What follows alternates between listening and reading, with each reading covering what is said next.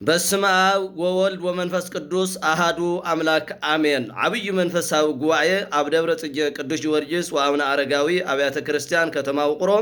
ካብ 18 መጋቢት ክሳብ 20 መጋቢት ዘሎ መጀመር ሰዓት 10 ሰዓት ዓብይ መንፈሳዊ ጉባኤ ስለዝተዳለወ ኩልኩም ህዝበ ክርስቲያን ደቅኹምን ጎረቤትኩምን ሒዝኩም ክትመጹ ነተሓሳስብ نودا تشكي واسموني فريها እግዚአብሔር እማርኩም መኑ ውእቱ ቤሲ ዘይፈቅድሃ ይወ ወይርአይ ሞዓይለስ ወያፈቅር ይርአይ ሞዓይለስ ሰናያተ መዝሙረ ዳዊት 33 ቁጥር 11 ኩልኩም ደቀይ ንዑ ናእግዚአብሔር አምልኮት ንከምህረኩም መን እዩ በህይወተ ስጋ ከነብር ዝደሊ ከምኡውን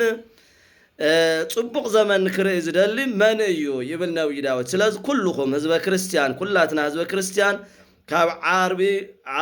ዓርቢ 18 መጋቢት ክሳብ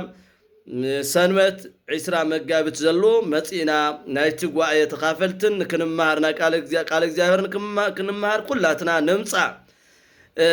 ረሃብ ሰምሰሚያ ቃል እግዚአብሔር ትንቢተ አሞጽ ምዕራፍ 8 ቁጥር 11